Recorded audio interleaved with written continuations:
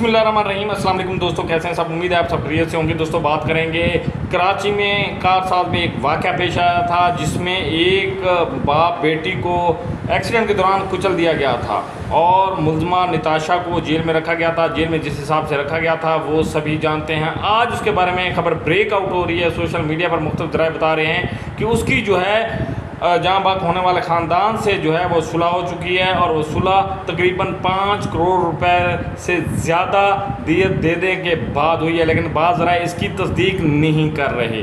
दोस्तों कहा जा रहा है कि पाकिस्तान में इस तरह के वाक़यात पहले भी होते हैं, किसी को कोई फ़र्क नहीं पड़ता, क्योंकि पाकिस्तान में जिसके पास बहुत सारे पैसे हैं वो सारा कुछ कर सकता है और वो सबसे बड़ी ताकत जो है पाकिस्तान में पैसा है। अगर आपके पास पैसे हैं तो आप कुछ भी कर गुजरें तो आप हर उस जुर्म करने के बाद भी अपने आप को जो है किसी भी सज़ा से बचा सकते हैं, जो पाकिस्तान में एक अमीर को कभी ना मिली है ना जागीरदार को मिली है। अगर ये कानून है तो पाकिस्तान में सिर्फ गरीब के लिए है और गरीब इसकी जद में आता है। दोस्तों सानिया कार साथ में जो एक्सीडेंट हुआ था जिसमें बाप बेटी जहाँ बाग हुए थे, आज कहा जा रहा है सोशल मीडिया पर कुछ खबरें वायरल हैं और एक एफिडेविट भी सामने आया जिसमें कहा जा रहा है कि निताशा दानिश की जो है वो मुद्दईयान से सुलह हो चुकी है।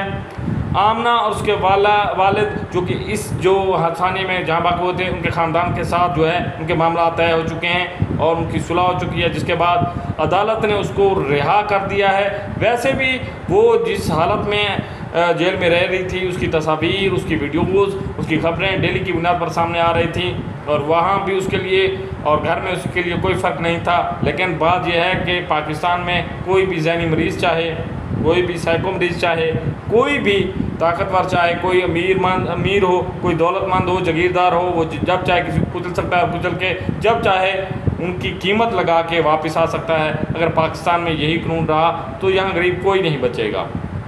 दोस्तों इस फैसले के बाद सोशल मीडिया पर बहुत ज़्यादा तनकीद हो रही है, लेकिन एक तरफ अगर मौक़िफ़ देखा जाए तो रोज़ाना की बुनियाद पर हम ऐसे सामने केसेस आते हैं, रोज़ाना की बुनियाद पर ऐसी जो चीज़ें हैं हम देखते हैं कि रोज़ाना की बुनियाद पर पाकिस्तान में बहुत ज़्यादा एक्सीडेंट होते हैं और उसके बाद जो है वो सुलह सफाई हो जाती है और दियत दे के लोग जो हैं वो सुलहनामा कर लेते हैं। यही चीज़ देख कर जो है ये समझ आ रही है कि ये एक अच्छा अमल है, लेकिन खुदारा कानून सबके लिए एक जैसा होना चाहिए, चाहे वो अमीर हो, गरीब हो, जागीरदार हो। लेकिन इस तरह के लोगों को जो किसी जुर्म का इर्तिकाब कर लें उसको प्रोटोकॉल देना, ये किसी मुआशरे में ख़राबी की सबसे बड़ी वजह होता है, क्योंकि जब कोई ऐसा करता है और उसको सज़ा नहीं मिलती, जब वो उसको एहसास नहीं होता, वो फिर इस तरह का जुर्म जो है अक्सर करते हुए नज़र आते हैं। दोस्तों अपने अंदर एहसास पैदा करें, अपने अंदर लोगों के लिए हमदर्दी पैदा करें, तमाम लोगों को चाहे वो अमीर हैं गरीब हैं सबको जो है वो एक ही रुतबा दें।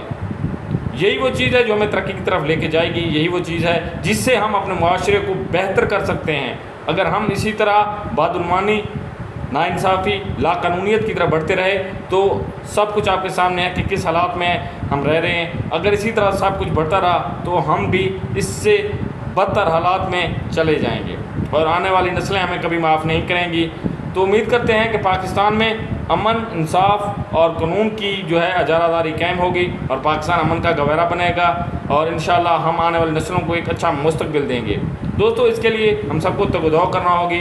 हुकूमत को चाहिए कि इस पर अच्छे इस्लाहात करें और तमाम लोगों के लिए, तमाम पाकिस्तानियों के लिए एक कानून हो ताकि तमाम लोग इस पर अमल दरामद करें और हम भी कोशिश करें कि हुकूमत का भरपूर साथ दें, क्योंकि तब तक हुकूमत कुछ नहीं कर पाएगी जब तक हम हुकूमत का साथ नहीं देंगे। जब एक फ़र्द से दूसरा फ़र्द और फिर कौमें मिलती हैं तो फिर ही रियासत कायम होती है। रियासत तभी चलती है कि जब कोई कानून रियासत कायम करे तो उस पर हम खुद अमल दरामद करें। जब हम खुद करेंगे तो ये सिस्टम इसी तरह चलता रहेगा। फिर सबको पता चलेगा कि अगर हम कानून की खिलाफवर्जी करेंगे तो फिर हमें इसका खामियाजा भुगतना पड़ेगा। निताशा तो बाहर आ जाएगी, लेकिन उनके घर वालों की सुलह और उन्होंने सब्र कर लिया, उनको पता है कि एक्सीडेंट होने के बाद जो कुछ होता है वो डेली की बुनियाद पर हम देखते रहते हैं। अल्लाह करे कि कभी ऐसा ना हो, किसी की फैमिली के साथ ऐसा ना हो, लेकिन हमें एहतियात ज़रूर करनी चाहिए।